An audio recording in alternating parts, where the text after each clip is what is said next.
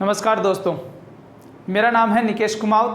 आपका हमारे YouTube channel maths is basic में बहुत बहुत स्वागत है। तो चलिए शुरू करते हैं आज का लेक्चर। आज का जो हमारा टॉपिक है वो टॉपिक है केंद्रीय प्रवृत्ति के माप, मेजर ऑफ सेंट्रल टेंडेंसी। केंद्रीय प्रवृत्ति का माप, इसका मतलब होता है आंकड़ों का तुलनात्मक अध्ययन करना। अब आप पूछोगे आंकड़ों का तुलनात्मक अध्ययन का मतलब क्या होता है। जैसे कि आपको बहुत सारे आंकड़े दिए हुए हैं। आंकड़े मतलब जैसे एज, एक टॉपिक लेते हैं हम एज। हमारे पास एक एग्जांपल दे रहा हूँ मैं। जैसे हमारे पास 500 आदमी है, ठीक है। किसी की एज है 30, किसी की एज है 25, किसी की एज है 20, किसी की 35, किसी की फिर 25, किसी की 26, किसी की 27, किसी की 24, ठीक है। अब मैं ये पूछूं कि सबकी ऐसे ऐसे चलती जा रही है 500 जो लोग हैं उनकी। अब मैं पूछूं कि एवरेज जो है वो किस एज के ज़्यादा लोग यहाँ पे उपस्थित हैं, ठीक है। क्योंकि मान लीजिए एक प्रोग्राम हो रहा है, 500 आदमी आए हुए हैं, वहाँ छोटे भी हैं, बड़े भी हैं, बूढ़े भी हैं और मीडियम साइज़ के भी हैं। तो अगर मैं कहूँ कि इस शादी में, इस पार्टी में एवरेज जो बंदे हैं उनकी एज क्या होगी, तो आप किसी एक व्यक्ति से पूछ के तो उसके हिसाब से नहीं निकाल सकते। तो क्या हो गए, सबके अलग अलग आंकड़े हो गए। किसी एक बंदे की एज है इतनी, किसी की एज है इतनी। तो अगर हमें एवरेज एज निकालनी होती है कि किसकी कौन सी एज आएगी, जैसे हमारी एवरेज एज आई 25, तो हम कह सकते हैं कि इस पार्टी के अंदर जो 500 आदमी हैं उनमें अधिकतर आदमी 25 की एज की हैं। मतलब इनमें ज़्यादातर जो औसत है उनका कि 25 है, कि 25 के अराउंड जो लोग हैं वो ज़्यादा है। हाँ, बड़े भी हैं, छोटे भी हैं, लेकिन एवरेज जो है सबका लेगा कि वो क्या निकलेगा, 25। तो इस हिसाब से बहुत सारे आंकड़ों का एक एवरेज निकालना, उनका मापन करना, उनका तुलनात्मक अध्ययन करना, वो कहलाता है केंद्रीय प्रवृत्ति का माप। इसको मापने की दो तरीके हैं। एक तो मैथमेटिकल एवरेज, गणितीय माध्य। माध्य मतलब होता है एवरेज। माध्य मतलब कोई भी आपको दे दिए, जैसे किसी के नंबर, अभी जो मैंने एग्जाम्पल दिया वो माध्य का ही है, एवरेज का, समझ गए होंगे। उसके अंदर 3 माध्य होते हैं: समांतर माध्य, अर्थमेटिकल मीन, गुणोत्तर माध्य, ज्योमेट्रिकल मीन, हरात्मक माध्य, हार्मोनिक मीन, ठीक है। ये 3 विधियां हैं, इनके द्वारा हम गणितीय माध्य निकालते हैं। दूसरा है स्थिति संबंधी माध्य, एवरेज ऑफ पोजीशन, जिसके अंदर हम एक माध्यक निकालते हैं, मीडियन, और एक बहुलक, मोड। हम ये सारी चीज़ें, सारे पॉइंट विस्तार से पढ़ेंगे, आराम से पढ़ेंगे, कोई टेंशन चिंता नहीं है। ये भी करेंगे, बहुलक भी, माध्यक भी करेंगे। इनके सबके फॉर्मूले हैं, इसका इसका इसका, सबके अपने अपने अलग अलग फॉर्मूले हैं, अलग अलग तरीका है, अलग अलग टाइप के क्वेश्चंस हैं। आज जो हमारा टॉपिक होगा, पहला होगा वो समांतर माध्य। गणितीय माध्य के अंदर समांतर माध्य, अर्थमेटिकल में। इसका फॉर्मूला देखेंगे कि क्या फॉर्मूला है। उसके बेस पे 2-3 क्वेश्चंस करेंगे जो इंपॉर्टेंट क्वेश्चंस हैं, और कुछ ड्रॉबैक देखेंगे, क्या कमियां हैं, क्या दोष है, क्या गुण है, क्या अच्छाई है, क्या बुराई है, इसके बारे में, ठीक है। तो चलिए शुरू करते हैं समांतर माध्य। अगर आप हमारे चैनल पे पहली बार विजिट कर रहे हैं तो चैनल को सब्सक्राइब कर दीजिए, बेल आइकन को दबा दीजिए, ताकि जो भी नई वीडियो है उसका नोटिफिकेशन आपको सबसे पहले मिल सके। और दूसरी बात, हमारे प्लेलिस्ट बना रखी है हमने, तो प्लेलिस्ट पर जाके आप वहाँ भी और अन्य वीडियोस भी आप देख सकते हैं। देखिए, पहला है समांतर माध्य।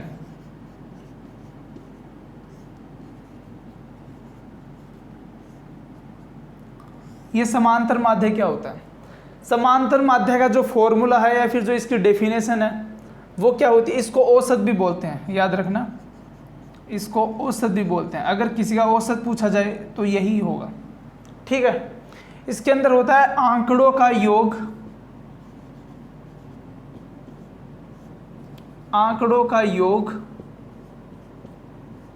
बटा आंकड़ों की संख्या।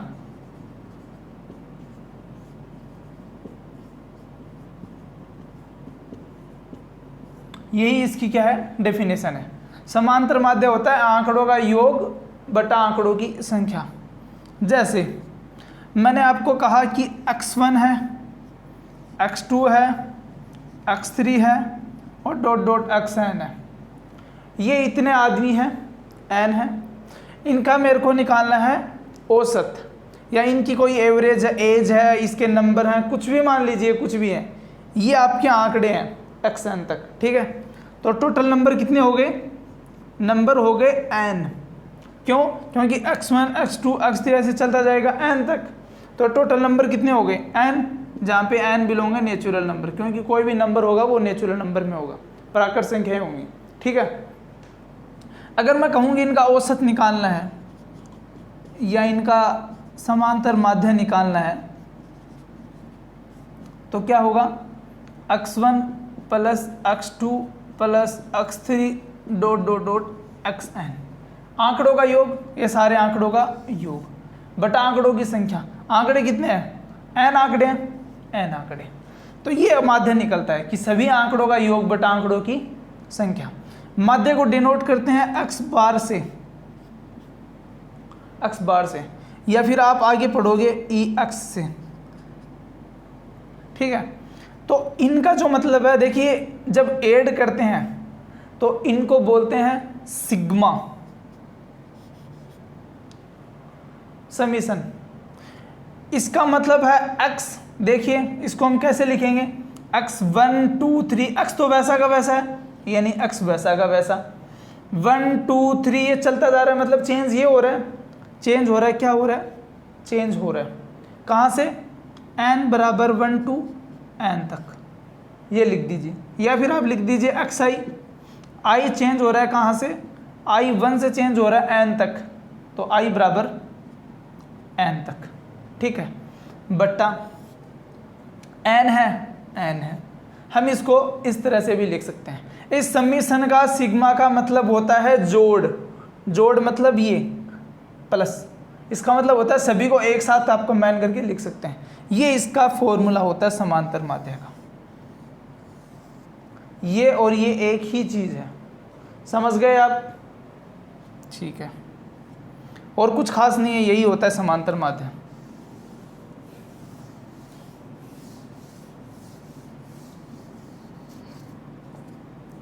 चलिए एक क्वेश्चन करते हैं।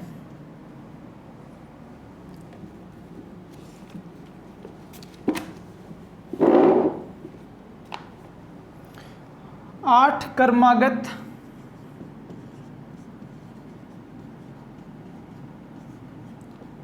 क्रमागत विषम संख्याओं का औसत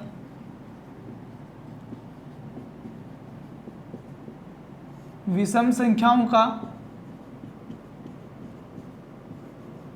औसत 16 है, तो संख्याएं ज्ञात कीजिए। तो संख्याएं ज्ञात कीजिए।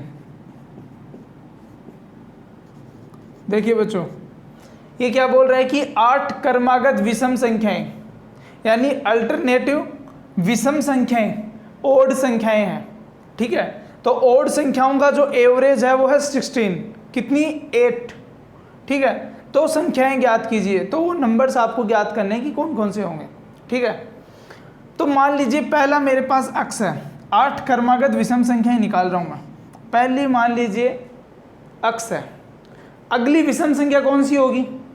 अगली विषम संख्या, जब मैं x के अंदर 2 जोड़ूंगा तभी तो अगली विषम संख्या आएगी।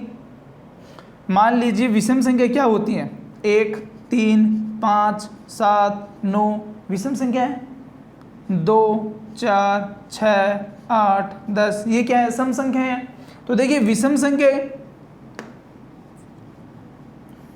अल्टरनेट क्या होती है? लगातार। लगातार कौन सी होती है? 1 के बाद में कौन सा आनी चाहिए? 3। तो 1 के अंदर मैंने क्या जोड़ा?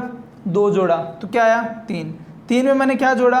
2, क्या आया? 5। 5 में क्या जोड़ा?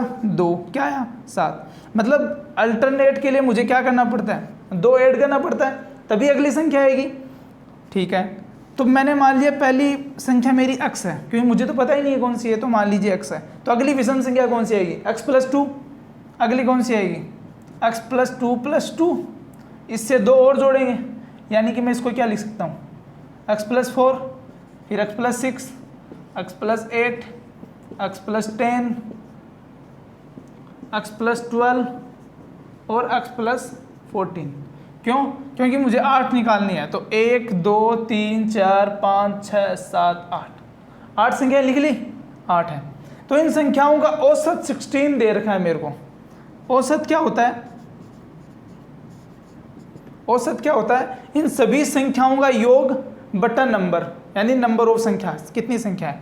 तो क्या लिखूंगा मैं, x+2 plus x+4 plus x+6 plus x+8 plus x+10 plus x+12 plus x+14 बट्टा, यही लिखूंगा बट्टा। कितने नंबर है? 8 यहाँ दे रखा है, तो बट्टे में क्या आ गया, 8 आ गया। ठीक है। अब देखिए जो औसत दे रखा है वो कितना है, 16, मतलब इधर लिख लिया मैंने 16।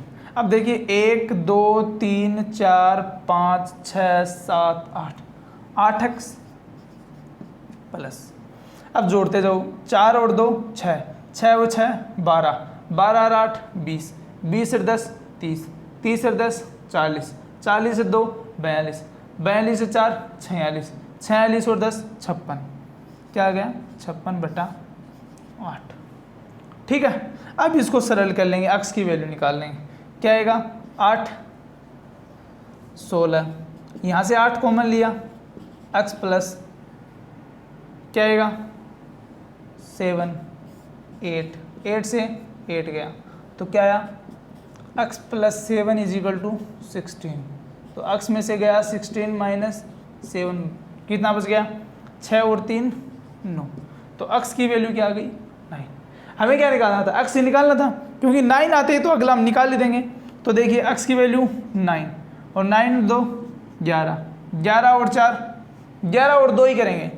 x 9 के अंदर 4 ऐड कर रहे हैं, तो 11 के अंदर 2 13, 13 और 2 15, 15 और 2 17, 17 और 2 19, 19 2 21, 3 4 5 6 7, 21 2 23। ये हमारी विषम संख्या आ जाएंगी। समझ गए। 8 क्रमागत विषम संख्याओं का औसत 16 है। तो संख्याएं ज्ञात कीजिए। औसत दे रखा है, औसत का फॉर्मूला लिखेंगे। उससे पहले क्या करेंगे, क्रमागत विषम संख्याएं निकालेंगे। क्रमागत विषम संख्या कैसे निकलती है, पहली मान ली x, तो दूसरी x+2, x+4, x+6, x+8, 8 संख्याएं लिख ली। इन सभी का योग बट्टा में 8 बराबर औसत दे ही रखा है। सोल्व कर लिया, x की वैल्यू आ गई, x की वैल्यू यहाँ रख दी, सारी संख्याएं आ गई।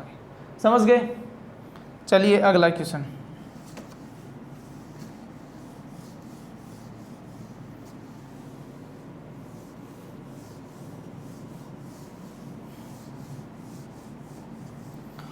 क्वेश्चन बहुत आसान है, बहुत आसान तरीका है।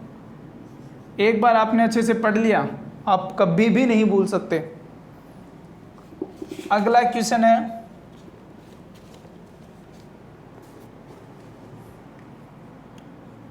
एक कक्षा के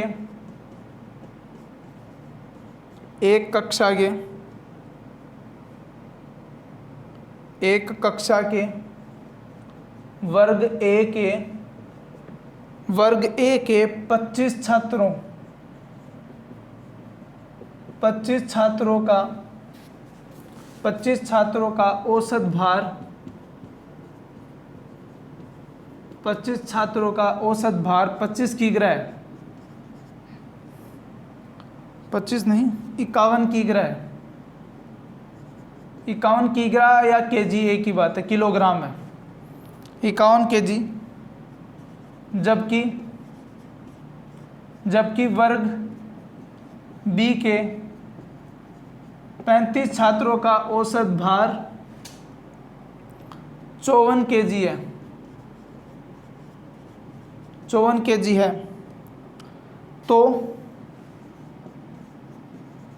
कक्षा के कुल 60 छात्रों का औसत भार कितना होगा। बहुत बढ़िया क्वेश्चन है, इंपॉर्टेंट क्वेश्चन है। देख लीजिए, इम्पोर्टेंट है। ये बोल रहा है एक कक्षा के वर्ग ए, कक्षा के अंदर आपको पता है सेक्शन वाइज बांटे होते हैं, ए सेक्शन, बी सेक्शन। ये बोल रहा है कि ए सेक्शन के अंदर 25 विद्यार्थी हैं, तो उन 25 विद्यार्थियों का औसत भार 51 किलोग्राम है। मैंने बताया था औसत भार का मतलब क्या है। जैसे मान लीजिए 25 विद्यार्थी हैं, एक विद्यार्थी का वजन है 40 ग्राम, दूसरे का है 50 ग्राम, तीसरे का है 55 ग्राम, चौथे का है 60 ग्राम। मान लीजिए एक का 90 ग्राम भी है, लेकिन हो सकता है उसके अंदर एक छोटा बच्चे के जैसा हो, उसका 30 किलोग्राम ही हो सकता है ना, क्योंकि क्लास के अंदर हर साइज़ के बच्चे होते हैं। कोई बहुत छोटा भी होता है जिसका वजन बहुत कम होता है, किसी का कोई मोटा भी होता है उसका वजन बहुत ज़्यादा होता है, मतलब अलग अलग टाइप के होते हैं। तो मैं कहूँ कि औसत भार क्या होगा, यानी एवरेज भार निकालें, तो ये बोल रहा है कि एवरेज भार 51 किलोग्राम है। लेकिन जो सेक्शन बी है उसके अंदर जो 35 विद्यार्थी हैं उनका औसत भार 54 kg है। तो कक्षा के कुल 60 विद्यार्थी हो गए, क्योंकि उस कक्षा के दोनों वर्गों को मिलाएंगे तो 25 और 35 60 विद्यार्थी हो गए। उन 60 का अगर मैं बात करूं तो कितना आएगा, कितना औसत आएगा, ठीक है। तो चलिए सॉल्यूशन आप लिखोगे कैसे, अब कैसे लिखोगे, ठीक है। अब देखिए वर्ग ए के 25 छात्रों का औसत भार कितना है, 51 है। मान लीजिए वर्ग ए के अंदर विद्यार्थी हैं x1, x2, x3, xn, मुझे नहीं पता कौन है, ये 25 विद्यार्थी हैं, ठीक है। 25 मान लीजिए यहाँ 25 विद्यार्थी, ठीक है।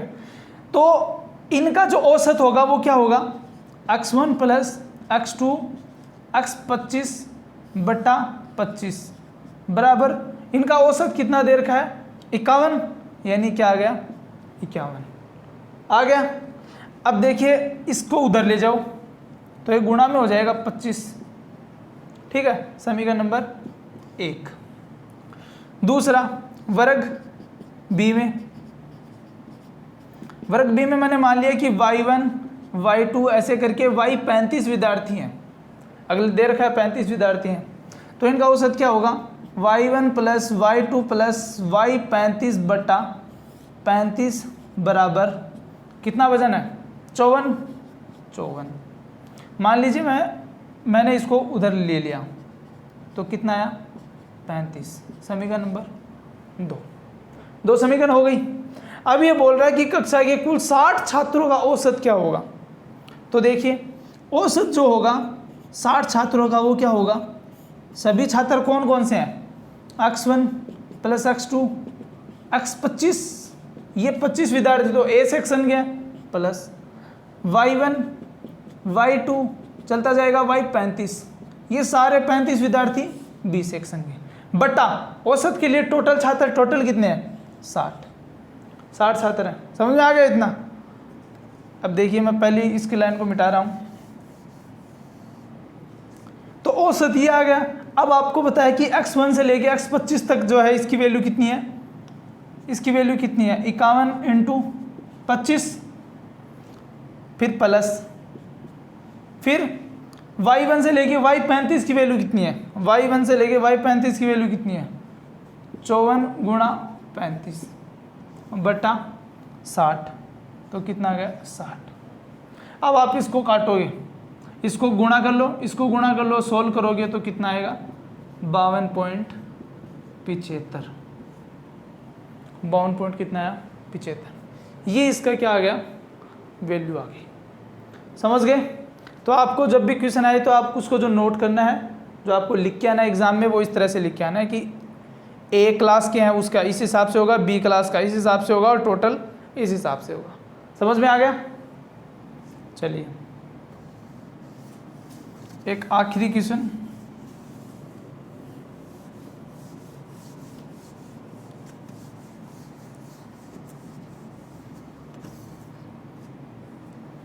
Question number 3। ये बोल रहा है 5 संख्याओं का औसत 18 है, 5 संख्याओं का औसत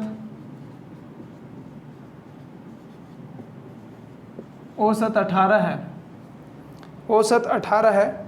यदि एक संख्या हटा दी जाती है, यदि एक संख्या हटा दी जाती है तो औसत 16 हो जाता है। तो हटाई गई संख्या ज्ञात करो। देखिए बोल रहा है कि 5 संख्याओं का औसत 18 है। संख्याएं नंबर कितने दे दी? 5, नंबर ऑफ संख्या 5, उनका औसत दे दिया 18। तो मान लीजिए वो 5 संख्याएं कौन सी हैं? माना 5 संख्या जो हैं वो कौन कौन सी हैं? x1, x2, x3, x4 और x5। ठीक है, इनका औसत 18 है। तो क्या होगा, इनका औसत कैसे निकलेगा? x1 प्लस x2 प्लस ऐसे चलता चलता x5 अपॉन में 5 इज इक्वल टू, औसत दे रखा है 18, औसत तो दे रखा है ये, और बटे में संख्या कितनी है? 5, तो 5 आएगा। भी ये बोल रहे हैं कि यदि एक संख्या हटा दी जाती है तो औसत कितना हो जाता है? 16। ठीक है, अब इसको मैं सोल्व करूं तो मैं इसको 5 को मान लीजिए मैंने उधर ले लिया, कितना आया? 90, 18 पंजो 90, समीकरण नंबर 1। ठीक है, अभी बोल रहे हैं कि यदि एक संख्या हटा दी जाती है, मान लीजिए मैंने ये संख्या हटा दी, मुझे नहीं पता मैंने कौन सी हटाई है, मान लीजिए मैंने x5 हटा दी। ठीक है, तो कितनी संख्याएं बची मेरे पास? सिर्फ 4 संख्याएं। हटा देने पर क्या होगा?